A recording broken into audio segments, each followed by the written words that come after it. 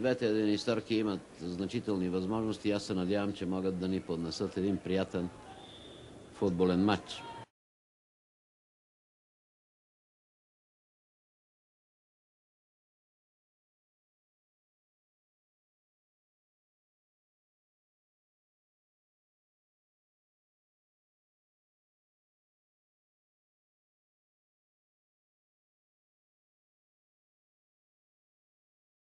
Ето го и Георги Василев, наставникът на Етър, човека, който вече близо 10 години е на кормилото на великотърновския състав, който непрекъснато подобряваше своята стойност, за да се изкачи сега съвсем заслужено на футболния връх.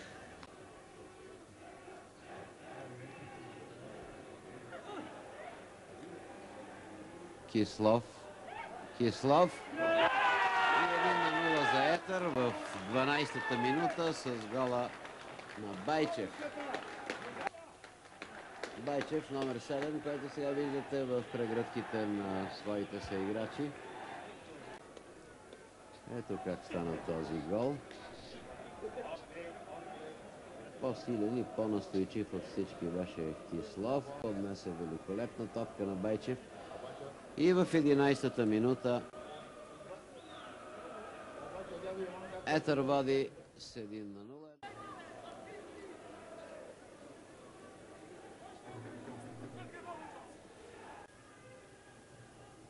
Бончо Генчев, който вероятно не, а сигурно ще облече фланелката на Спортинг Лисабон, където много добър сезон имаше Балъков. Ето го края. 1-0 за Етър след 45 минути игра. Голмайстор Байчев в 12-та минута.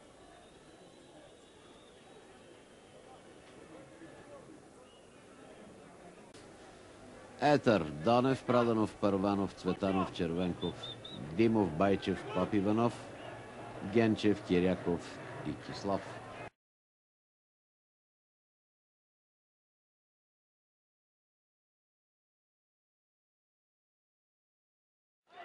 Възможно за контраакция. Зад средната линия получи топката Байчев. Няма с кого да комбинира друг, освен с Кислов. Сега притича и други състезатели. Кислов, Киряков. Трудно се отнесе към този спринт на Киряков. Попиванов. Байчев, преди него Янков.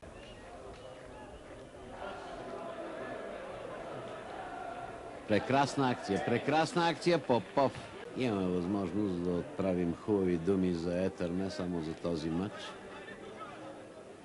но и за цялостното му представяне в този шампионат. Без никакво съмнение отбора, който беше най-достоен за титлата на страната. За радост на многобройните му почитатели в Велико Търново и този край. За радост на играчите, на техния треньор Георги Василев, на неговия помощник Петров, на ръководителите на отбора. Един отбор, който виждате сега в момента, Георги Василев. Човека с най-големите заслуги за шампионската титла на Етър, който направи един сплотен, боят, можещ, умеещ колектив. Напълно заслужена е радостта на всички. Да им пожелаем успех в турнирата за купата на европейските шампиони новия сезон. Кислов сега атакува. Кислов прави чест и на двата отбора, че не разиграха някакъв спектакъл около Михтарски сега. Да стигне Йорданов от Локомотив Горна Оряховица, заслужения голмайстор на републиканската ни група.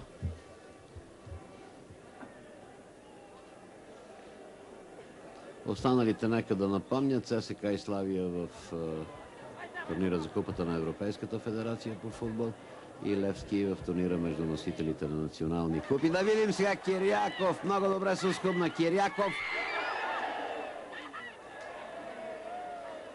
до преди 15 на минути след изстрела на Михтарски и сега топката срещна на пречната града. Още един път виждаме пробива и удара на Киряков.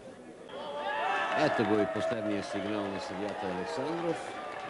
Етър победи в столицата Левски с 1-0 с гол на Байчев още в 12-та минута. Това е 18-та победа на Етър. 8 ремита, 4 загуби, 49 на 21 гола, 44 точки. Нека още един път да повторя неща, които съм започнал да приказвам от преди месец, месец и половина. За радост на своите почитатели, Етър е достойния победител в тазгодишното първенство на страната. Ето го звездният миг за отборът на Етър и за град Велико Търново. Купата е в ръцете на капитана на отбора Николай Донев. Нека си припомним, че този състезател за втори път е шампион на страната. Навярно си спомняте, уважаеми зрители, през 1978 година той бе в редиците на Локомотив, когато този отбор заслужи титлата.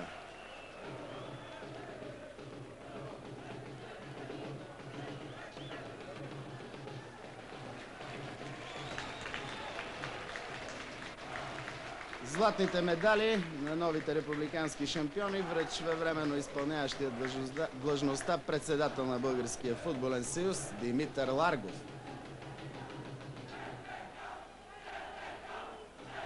Това е един твърде любопитен случай. Бълъков е медалист в 2 първенства за един сезон.